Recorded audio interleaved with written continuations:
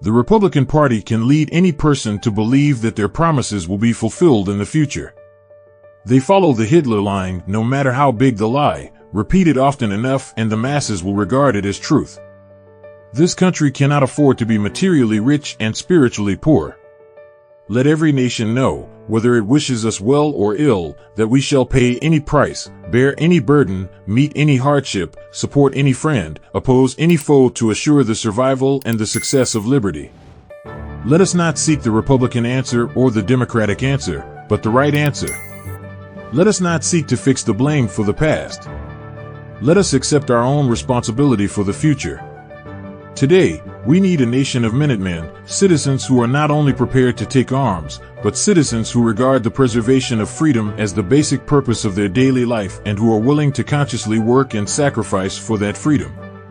A nation that is afraid to let its people judge the truth and falsehood in an open market is a nation that is afraid of its people. A full-scale nuclear exchange, lasting less than 60 minutes, could wipe out more than 300 million Americans, Europeans, and Russians, as well as untold numbers elsewhere. And the survivors, as Chairman Khrushchev warned the communist Chinese, the survivors would envy the dead. For they would inherit a world so devastated by explosions and poison and fire that today we cannot conceive of its horrors. A full-scale nuclear exchange, lasting less than 60 minutes, could wipe out more than 300 million Americans, Europeans, and Russians, as well as untold numbers elsewhere. And the survivors, as Chairman Khrushchev warned the communist Chinese, the survivors would envy the dead. For they would inherit a world so devastated by explosions and poison and fire that today we cannot conceive of its horrors. By calling attention to a well-regulated militia, the security of the nation, and the right of each citizen to keep and bear arms, our founding fathers recognized the essentially civilian nature of our economy. The Second Amendment still remains an important declaration of our basic civilian-military relationships in which every citizen must be ready to participate in the defense of his country. For that reason, I believe the Second Amendment will always be important. The high office of the president has been used to foment a plot to destroy the Americans' freedom, and before I leave office, I must inform the citizens of this plight.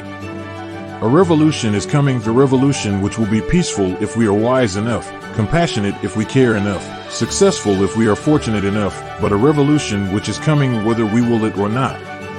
We can affect its character, we cannot alter its inevitability. There are risks and costs to action, but they are far less than the long-range risks of comfortable inaction. There is little value in ensuring the survival of our nation if our traditions do not survive with it. And there is very grave danger that an announced need for increased security will be seized upon by those anxious to expand its meaning to the very limits of official censorship and concealment. There is little value in ensuring the survival of our nation if our traditions do not survive with it. And there is very grave danger that an announced need for increased security will be seized upon by those anxious to expand its meaning to the very limits of official censorship and concealment. Let us not be blind to our differences, but let us also direct attention to our common interests and to the means by which those differences can be resolved. And if we cannot end our differences, at least we can help make the world safe for diversity. For, in the final analysis, our most common link is that we all inhabit this small planet. We all breathe the same air. We all cherish our children's future. And we are all mortal. The cost of freedom is always high, but Americans have always paid it. And one path we shall never choose, and that is the path of surrender or submission.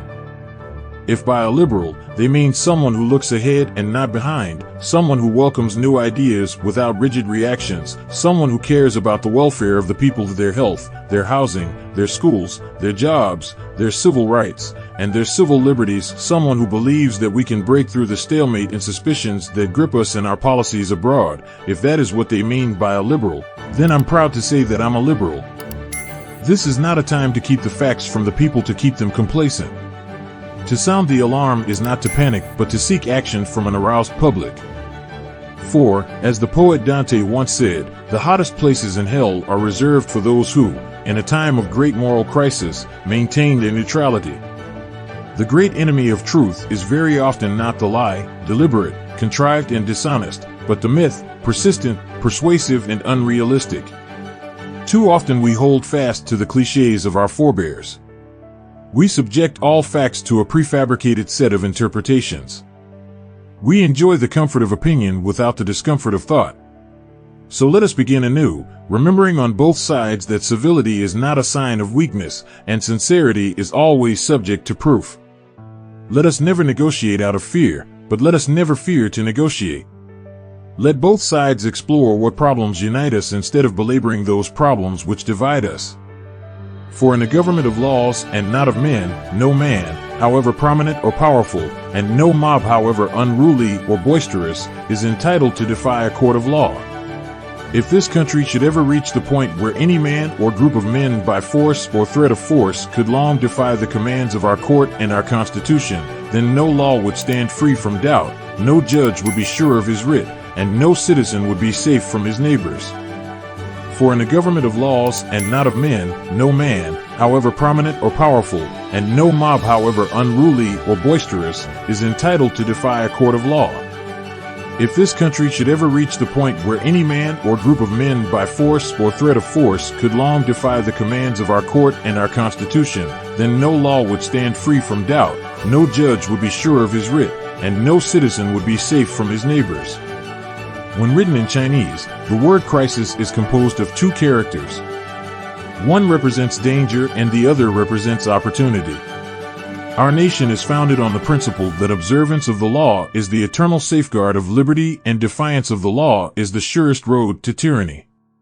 As we express our gratitude, we must never forget that the highest appreciation is not to utter words, but to live by them. Every time that we try to lift a problem from our own shoulders and shift that problem to the hands of the government, to the same extent we are sacrificing the liberties of our people. 100 years of delay have passed since President Lincoln freed the slaves, yet their heirs, their grandsons, are not fully free. They are not yet freed from the bonds of injustice. They are not yet freed from social and economic oppression. And this nation, for all its hopes and all its boasts, will not be fully free until all its citizens are free. War will exist until that distant day when the conscientious objector enjoys the same reputation and prestige that the warrior does today. And so, my fellow Americans, ask not what your country can do for you, ask what you can do for your country. My fellow citizens of the world, ask not what America will do for you, but what together we can do for the freedom of man. The very word secrecy is repugnant in a free and open society, and we are as a people inherently and historically opposed to secret societies, to secret oaths, and to secret proceedings. We decided long ago that the dangers of excessive and unwarranted concealment of pertinent facts far outweighed the dangers which are cited to justify it. Even today, there is little value in opposing the threat of a closed society by imitating its arbitrary restrictions. Even today, there is little value in ensuring the survival of our nation if our traditions do not survive with it. The complacent, the self-indulgent, the soft societies are about to be swept away with the debris of history. Only the strong, only the industrious, only the determined, only the courageous, only the visionary who determine the real nature of our struggle can possibly survive. There are three things in life which are real: God, human folly, and laughter. Since the first two are beyond our comprehension, we must do what we can with the third. No president should fear public scrutiny of his program. For from that scrutiny comes understanding, and from that understanding comes support or opposition, and both are necessary. I am not asking your newspapers to support the administration, but I am asking your help in the tremendous task of informing and alerting the American people. For I have complete confidence in the response and dedication of our citizens whenever they are fully informed. Now the trumpet summons us again, not as a call to bear arms, though arms we need, not as a call to battle, though embattled we are, but a call to bear the burden of a long twilight struggle, year in and year out, rejoicing in hope, patient in tribulation, a struggle against the common enemies of man, tyranny, poverty, disease, and war itself. Compromise does not mean cowardice. It is insane that two men, sitting on opposite sides of the world, should be able to decide to bring an end to civilization. A tax cut means higher family income and higher business profits and a balanced federal budget. As the national income grows, the federal government will ultimately end up with more revenues. Prosperity is the real way to balance our budget. By lowering tax rates, by increasing jobs and income, we can expand tax revenues and finally bring our budget into balance. Intelligence and skill can only function at the peak of their capacity when the body is healthy and strong. The problem of power is how to achieve its responsible use rather than its irresponsible and indulgent use. Of how to get men of power to live for the public rather than off the public. Peaceful circulation has been interrupted by barbed wire and concrete blocks.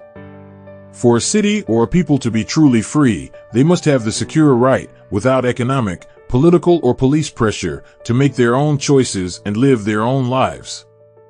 We have the power to make this the best generation of mankind in the history of the world or to make it the last.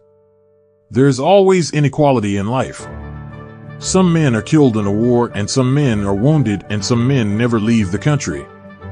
Life is unfair.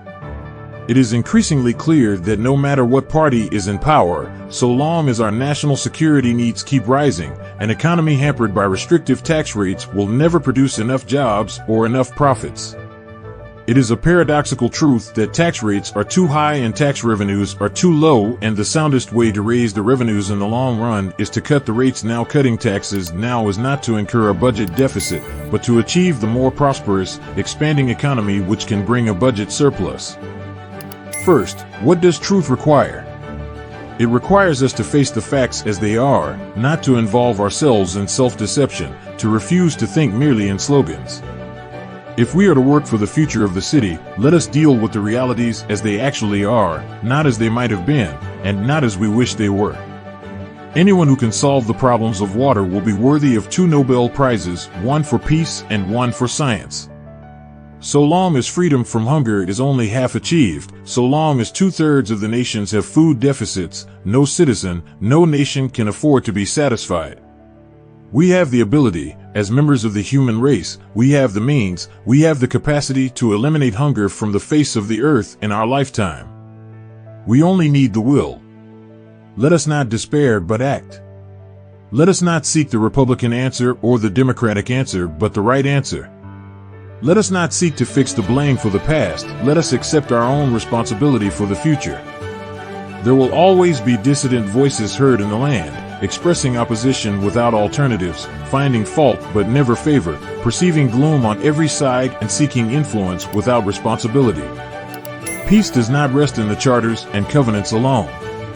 It lies in the hearts and minds of all people.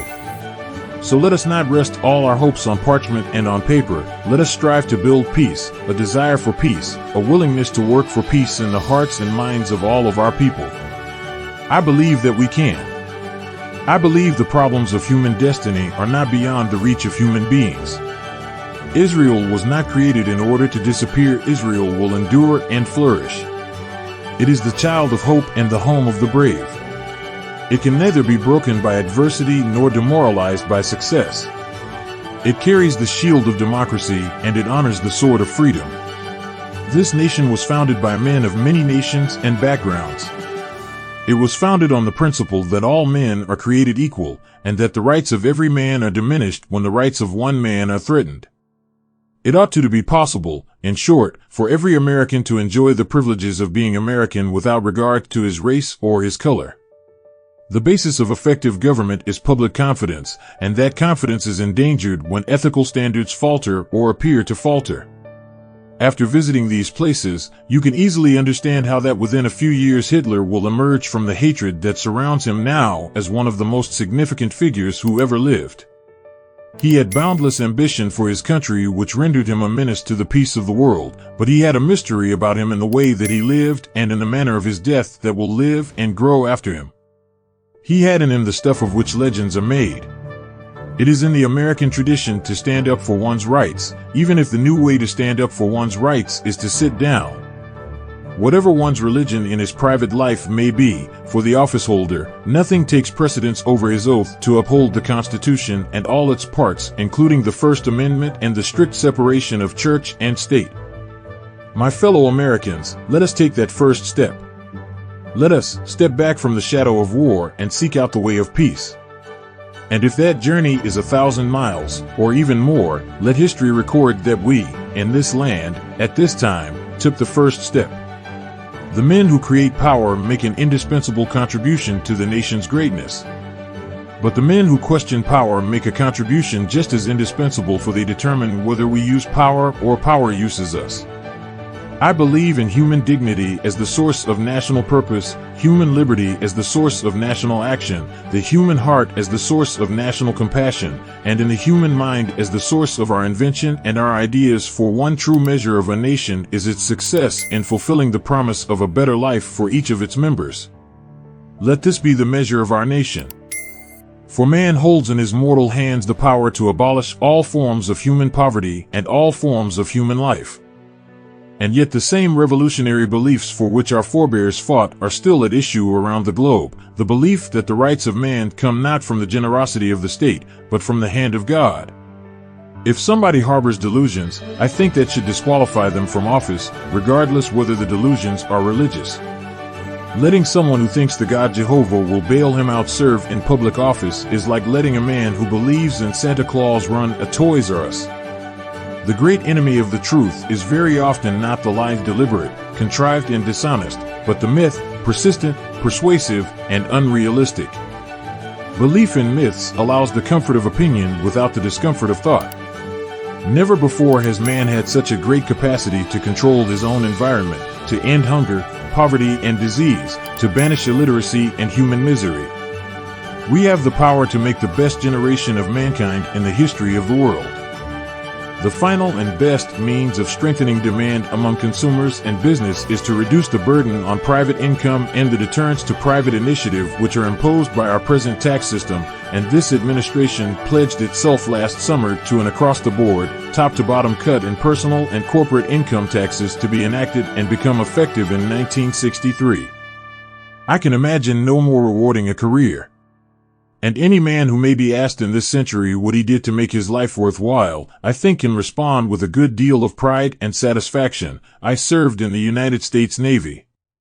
There is danger that totalitarian governments, not subject to vigorous popular debate, will underestimate the will and unity of democratic societies where vital interests are concerned. We are confronted primarily with a moral issue. Whether all Americans are to be afforded equal rights and equal opportunities, whether we are going to treat our fellow Americans as we want to be treated. We do not want an official state church. If 99% of the population were Catholics, I would still be opposed to it. I do not want civil power combined with religious power. I want to make it clear that I am committed as a matter of deep personal conviction to separation. The American presidency will demand more than ringing manifestos issued from the rear of the battle. It will demand that the president place himself in the very thick of the fight, that he care passionately about the fate of the people he leads. Our labor unions are not narrow, self-seeking groups. They have raised wages, shortened hours, and provided supplemental benefits. Through collective bargaining and grievance procedures, they have brought justice and democracy to the shop floor. Our labor unions are not narrow, self-seeking groups. They have raised wages, shortened hours, and provided supplemental benefits. Through collective bargaining and grievance procedures, they have brought justice and democracy to the shop floor. By the age of 6, the average child will have completed the basic American education. From television, the child will have learned how to pick a lock, commit a fairly elaborate bank holdup, prevent wetness all day long, get the laundry twice as white, and kill people with a variety of sophisticated armaments. There is only one rule by which to judge if God is near us or is far away: the rule that God's word is giving us today. Everyone concerned for the hungry, the naked, the poor, for those who have vanished in police custody, for the tortured, for prisoners, for all flesh that suffers, has God close at hand. We have the ability, we have the means, and we have the capacity to eliminate hunger from the face of the earth. We need only the will. I really don't know why it is that all of us are so committed to the sea, except I think it is because in addition to the fact that the sea changes and the light changes and ships change, it is because we all came from the sea. And it is an interesting biological fact that all of us have, in our veins the exact same percentage of salt in our blood that exists in the ocean, and, therefore, we have salt in our blood, in our sweat, in our tears. We are tied to the ocean. And when we go back to the sea, whether it is to sail or to watch it, we are going back from whence we came. The true democracy, living and growing and inspiring, puts its faith in the people's faith that the people will not simply elect men who will represent their views ably and faithfully, but will also elect men who will exercise their conscientious judgment, faith that the people will not condemn those whose devotion to principle leads them to unpopular courses, but will reward courage, respect honor, and ultimately recognize right. With a good conscience our only sure reward, with history the final judge of our deeds, let us go forth to lead the land we love, asking his blessing and his help, but knowing that here on earth God's work must truly be our own. The most effective means of upholding the law is not the state policemen or the marshals or the National Guard. It is you. It lies in your courage to accept those laws with which you disagree as well as those with which you agree. The most effective means of upholding the law is not the state policemen or the marshals or the National Guard. It is you. It lies in your courage to accept those laws with which you disagree as well as those with which you agree. I do ask every publisher, every editor, and every newsman in the nation to re-examine his own standards and to recognize the nature of our country's peril. In time of war, the government and the press have customarily joined in an effort based largely on self-discipline to prevent unauthorized disclosures to the enemy. In time of clear and present danger, the courts have held that even the privileged rights of the First Amendment must yield to the public's need for national security. Harry Truman once said, "There are 14 or 15 million Americans who have the resources to have representatives in Washington to protect their interests, and that the interests of the great mass of the other people, the 150 or 160 million, is the responsibility of the President of the United States, and I propose to fulfill it." But if the life will not be easy, it will be rich and satisfying. For every young American who participates in the Peace Corps who works in a foreign land will know that he or she is sharing in the great common task of bringing to man that decent way of life, which is the foundation of freedom and a condition of peace. Our progress as a nation can be no swifter than our progress in education. Our requirements for world leadership, our hopes for economic growth, and the demands of citizenship itself in an era such as this all require the maximum development of every young American's capacity. The human mind is our fundamental resource. Not every child has an equal talent or an equal ability or equal motivation, but they should have the equal right to develop their talent and their ability and their motivation to make something of themselves. If this nation is to be wise as well as strong, if we are to achieve our destiny, then we need more new ideas for more wise men reading more good books and more public libraries. These libraries should be open to all, except the censor. We must know all the facts and hear all the alternatives and listen to all the criticisms.